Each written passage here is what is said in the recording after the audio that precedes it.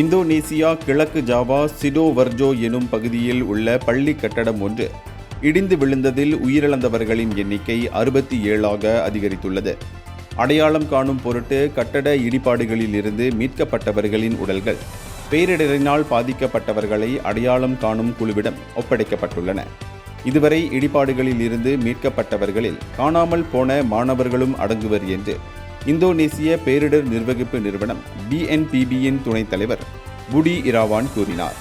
மீட்புப் பணிகள் மேற்கொள்ளப்பட்ட இடங்கள் தற்போது சமன் செய்யப்பட்டு விட்டதால் இனி அங்கு மாண்டவர்களின் உடல்கள் இருக்க வாய்ப்பில்லை என்றும் அவர் தெரிவித்தார். இச்சம்பவத்தில் 167 பேர் பாதிக்கப்பட்ட நிலையில் 104 பேர் காப்பாற்றப்பட்டுள்ளனர். 99 பேர் மருத்துவமனையில் தொடர்ந்து சிகிச்சை பெற்று வருகின்றனர். கடந்த திங்கட்கிழமை மாலை 4 மாடி கட்டட மேல் தளத்தில் கான்கிரீட் இடும் பணிகள் மேற்கொள்ளப்பட்ட போது அக்கட்டடம் இடிந்து விழுந்தது குறிப்பிடத்தக்கது.